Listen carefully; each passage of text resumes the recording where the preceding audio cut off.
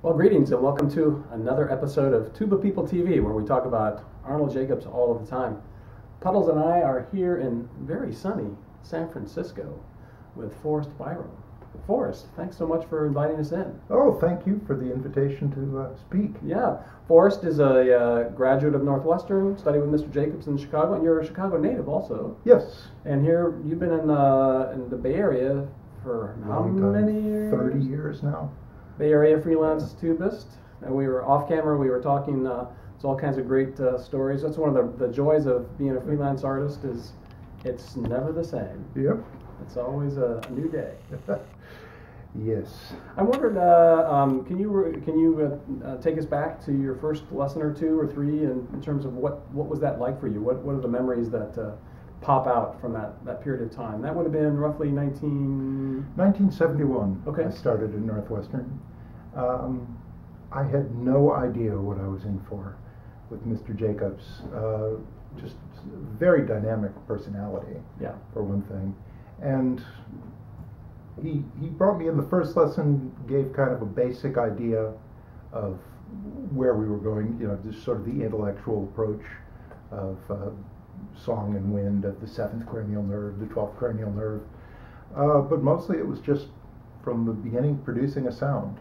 Clearly for him, that was the most fundamental thing. Once you learn to produce a good sound, it opened a world of possibilities. And I remember him playing for me a little bit, saying, "Oh, I'm not too shabby a player." He would play and say, "No, imitate that.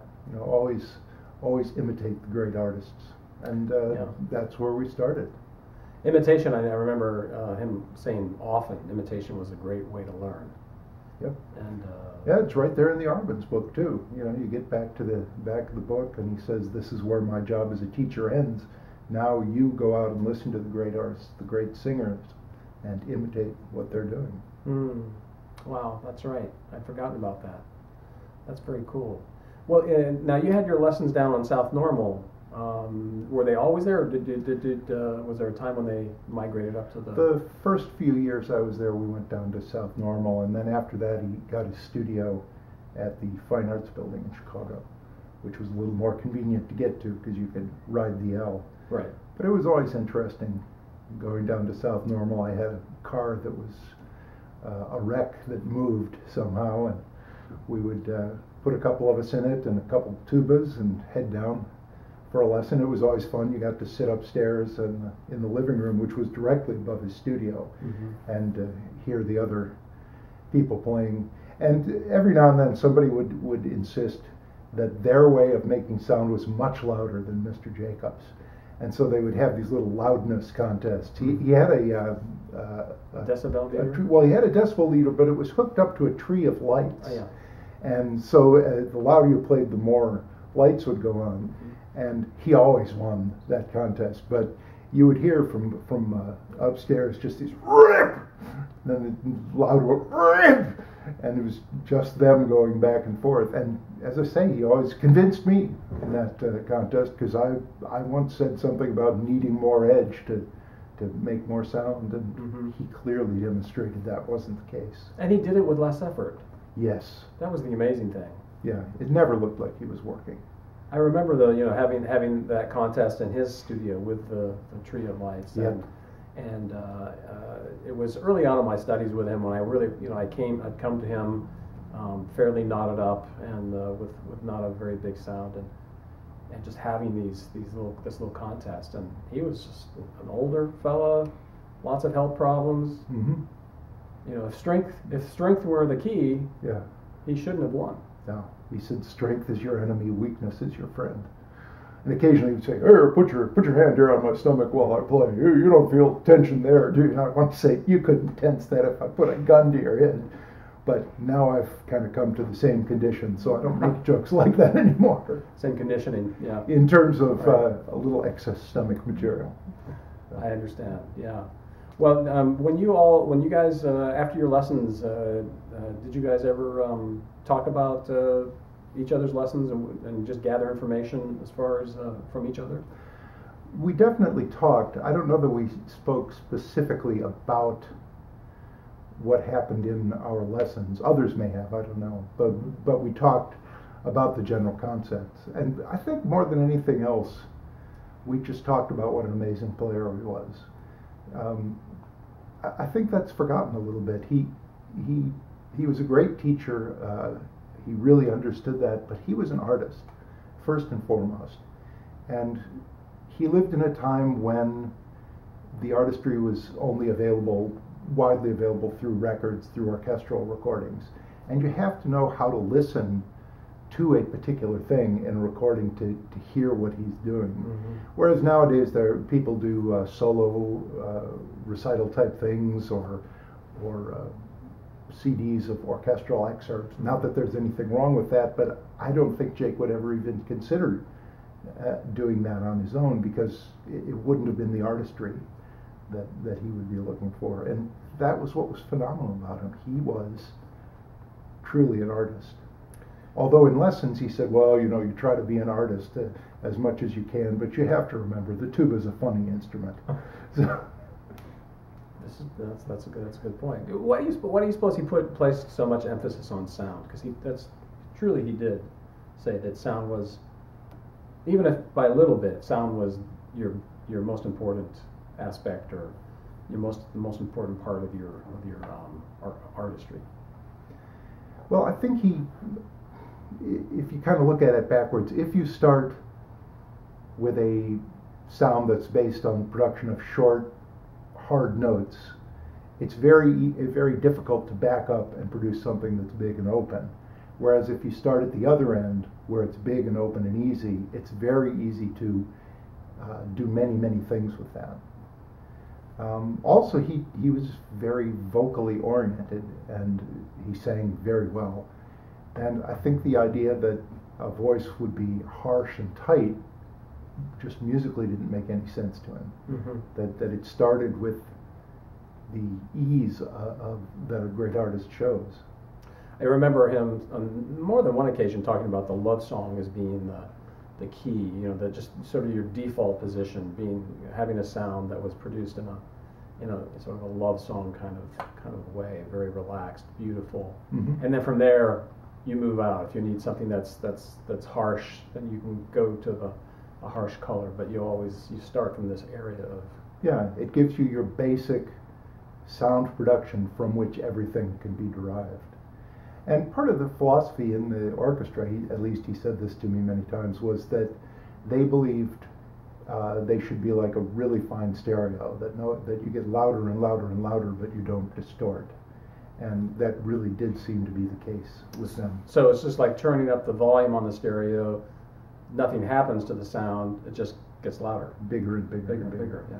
I'm not sure all the conductors always felt that way. My feeling about Mr. Solti was that he liked edge. Yeah. And in order to get them to play with edge, they had to play really loudly. Right. So it's not so much, I don't think that he wanted that the guys were crazy about playing loud. It's just they had to give him what he wanted. Whereas you look at the things with Carlo Maria Giulini, and they would be loud, but not in that way. Like more shaped, more, and they played so beautifully for him. They loved him. Yeah, he was a phenomenal conductor. I got to hear his last Bruckner 9 that he did with them. It was just amazing, heartbreaking, beautiful, beautiful, beautiful. And their philosophy seemed to match with him very well. Oh, that's great. Yeah, I also remember one time Mr. Giulini asked the horn section there if they would mind getting Con 8Ds. He said he had always heard about the sound but didn't really know what it was. Mm-hmm. And the symphony horn section went out and found old Con 8Ds and played them for him. Wow. So you have to like a conductor to be willing to do things like that. That's an amazing thing to know. I didn't know that. Yeah. Wow. Thanks. Yes, musicians can be cranky where conductors are concerned. This is true. So, and often deservedly so. Yes. Forrest, you mentioned that you had many of your lessons down in South Normal. I'm wondering if there's so many people who have had their lessons down there have really interesting stories. I wonder if you can add to the chorus of South Normal stories. Well, I hate to put his eccentricities on on record, but it was colorful, to say the least. I'm told that at one point the post office quit delivering his mail because the front walk had become so overgrown that the mailman wouldn't go through the bushes. No kidding. Yes.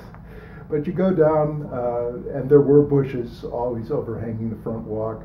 You go up the front rail, wiggled on the floor. The doorbell was hanging off a wire. You go in, now I should say Mrs. Jacobs she'd been a dancer, and apparently was rather severely injured when her partner dropped her. So she really wasn't physically capable of doing a lot of things that housewives, if you'll excuse the expression, did back then. Yeah. So you go in and it wasn't tidy. There was always a huge pile of clothes on the stairs going up to the right, stacks of papers. You'd go down, turn into the living room, and the table was always covered with stuff. There was a little place where she could sit and have her coffee, and also could see the TVs. And The TVs? yes, TVs. There were actually 3 of them. There was a large console TV like people used to have back then, and apparently it quit working, so they went out and got a smaller TV that would fit on top. And then that one quit working, so they got yet a 3rd TV that was on top of that one. And that was kind of small, and it had a weak speaker, so Mrs. Jacobs had a radio that would pick up TV sound, and that was by her place at the table so she could drink her coffee and have her windmill cookies. She always had windmill cookies for us. And that way she could hear the TV. So it was a bit untidy. Okay. And you cut through the kitchen, back onto the back porch where more newspapers, empty Meisterbrow cans, down the stairs into this very low basement, and it was just jammed full of stuff. There's always a huge pile of clothing, huge, like this high by the washer. And you'd finally make it down into his studio, which was very low ceiling. I doubt if it was more than 7, so it was a little odd to have lessons there. And that was always full of stuff. Tubas, and he had a string bass for a while standing in the corner, and so it was a bit eccentric. Okay, all right. But as I say, in Mrs. Jacobs' defense, she really couldn't. And she had her mother to take care of too. Yeah, Mrs. also, Murphy, yeah. so she was there. Yeah, she was a nice woman.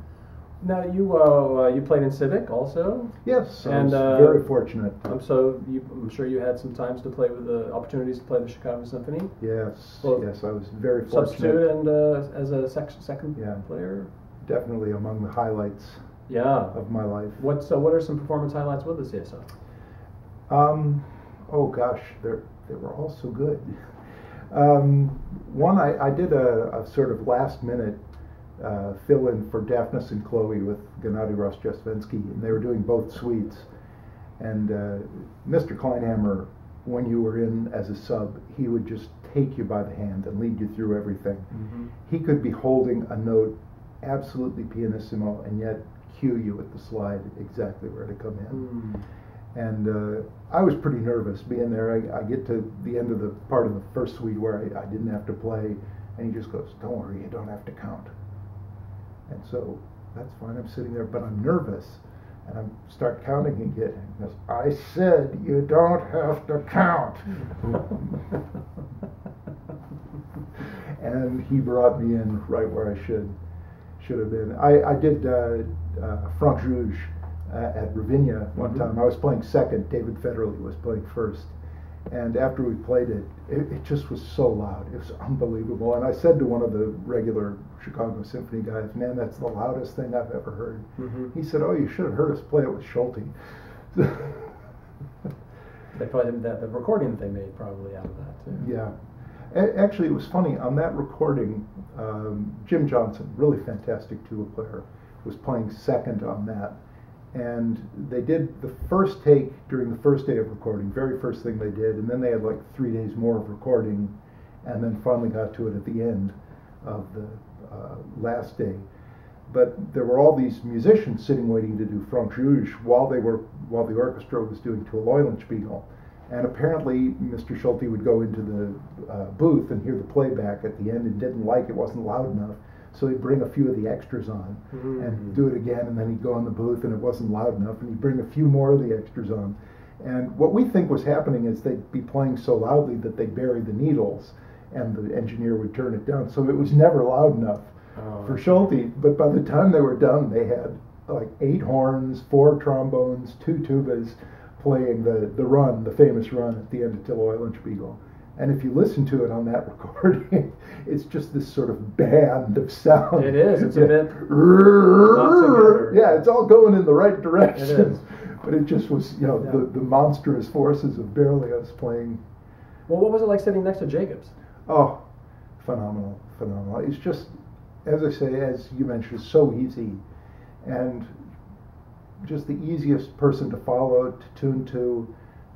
It was all right there. And the most wonderful thing, compliment I've never forgotten. I played something and he just kind of like that on my leg. It's like, the ultimate compliment from him. So wonderful player.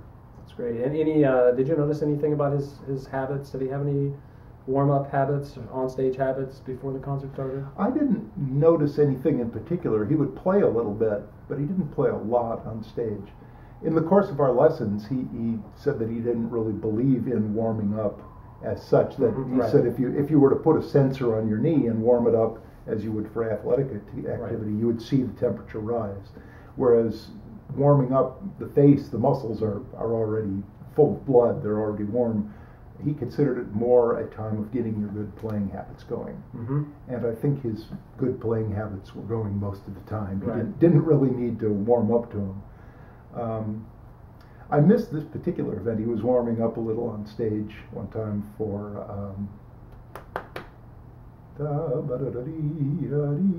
Death and Transfiguration. And he was playing the little lick that goes up to the high D, and he did it once, it was fine. He did it a second and kind of chipped the E, and he looked up to where some of the tuba students were sitting, and they're all shaking their heads.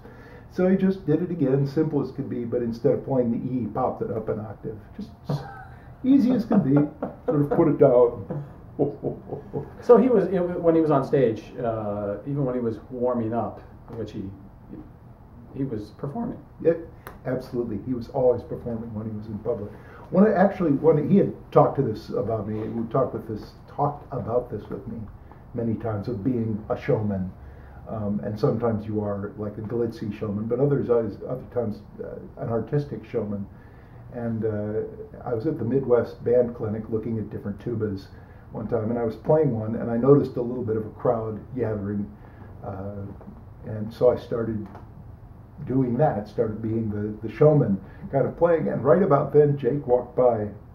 I should mention I never called him Jake to his face. He was Mr. Jacobs. Yeah.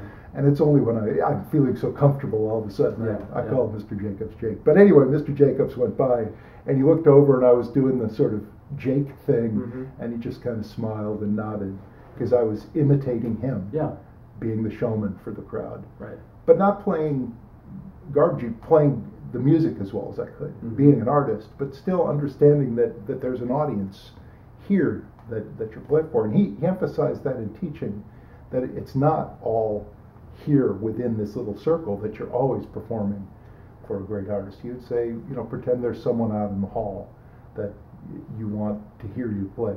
And he would always emphasize that, letting the art out, singing, hearing in your head what the art was and singing that for an audience. Right, that's great.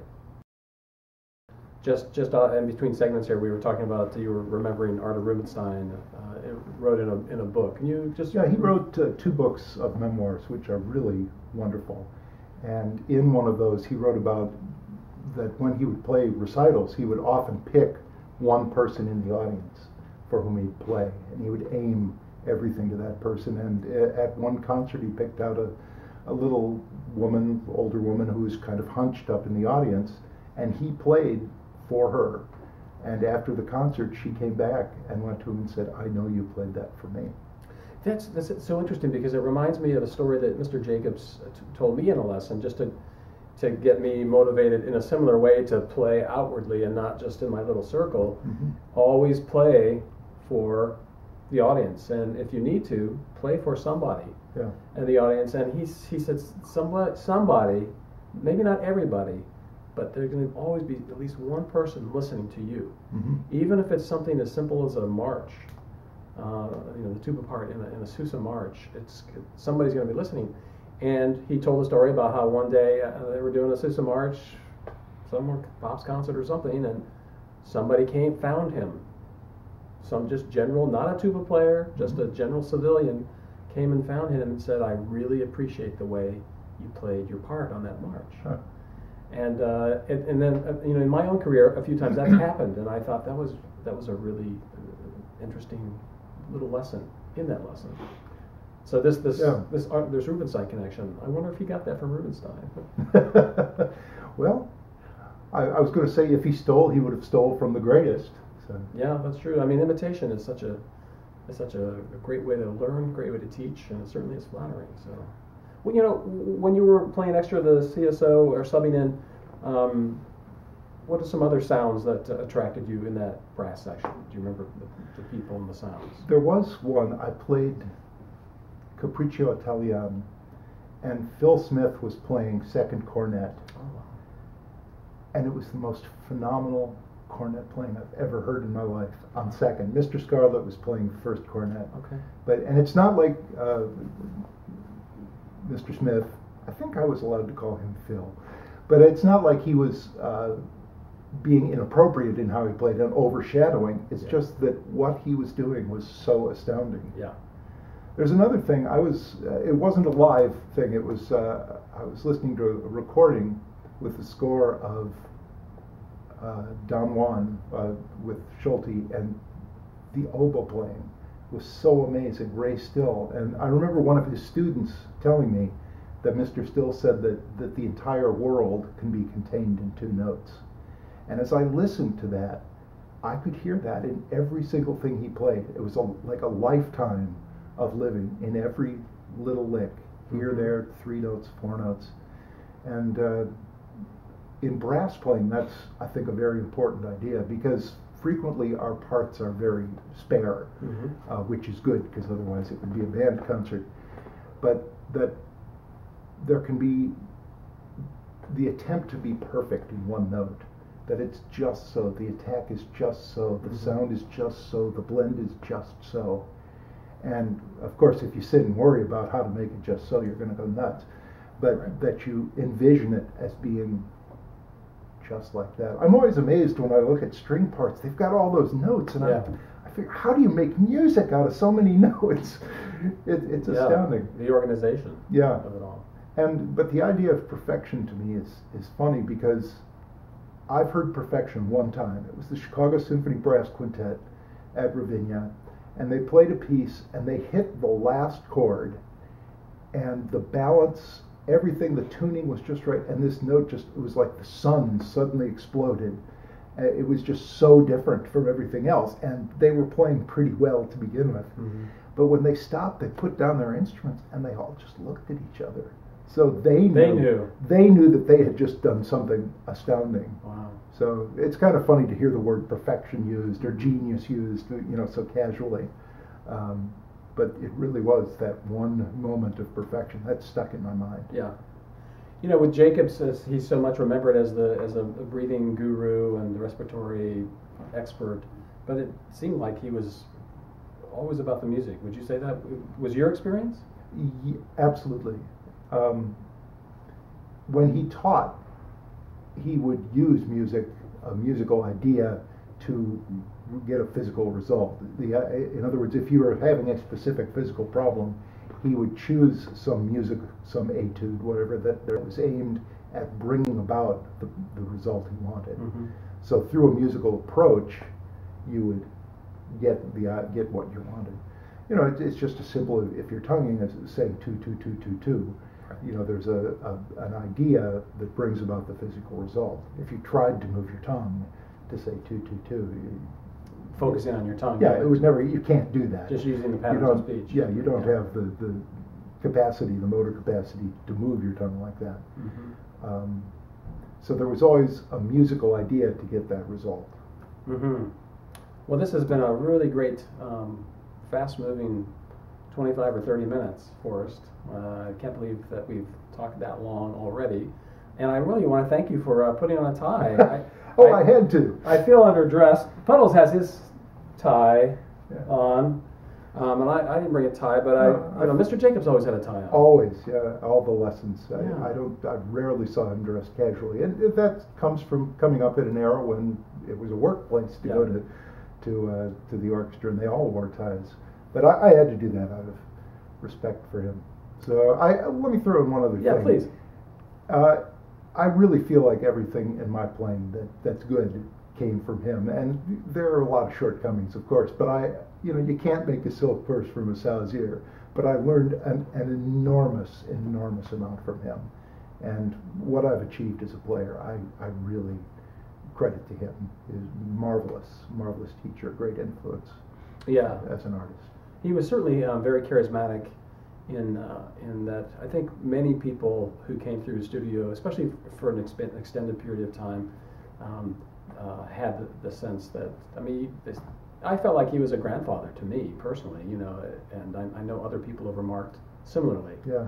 That there was this communication and caring on his part. Yes. And he may not have really necessarily felt like you were his grandson, but he made you feel like. Yeah, and he brought himself fully to almost every lesson. Yeah. I say almost because there was one where he was just dead tired, and it's like, oh, go downstairs and get me a cup of coffee.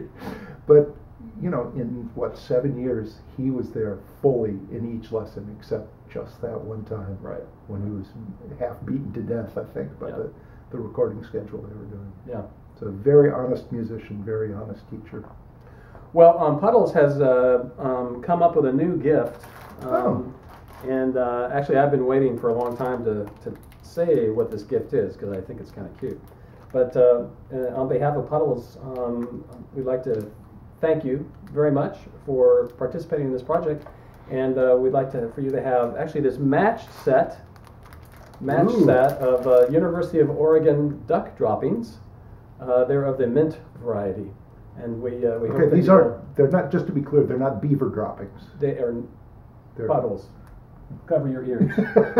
No beaver droppings here. Only duck droppings.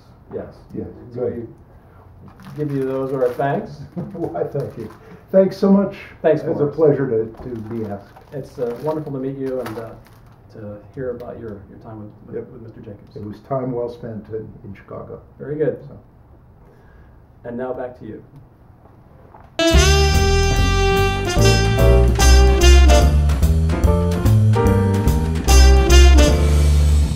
Wow! Oh my gosh! Yeah, it was rebuilt by Holton some years back.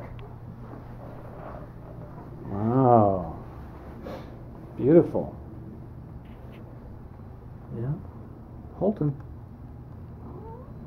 Get out of the picture, you idiot. Nice. So this is the one that this is the horn that you got from Jim Johnson. Yeah.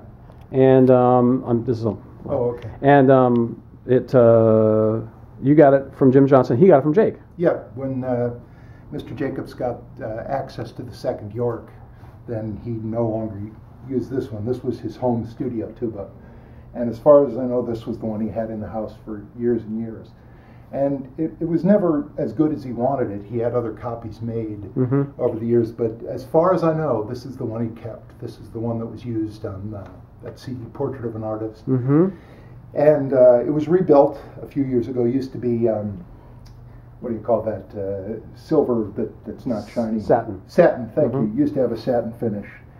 And this is not the original lead pipe. After a car accident, a doctor had me change it for ergonomic reasons, but I do have the original lead pipe. I was not about to let them throw that away. So I have the original still. And it's a nice horn. It looks great. What do you think, Stephen? Pretty.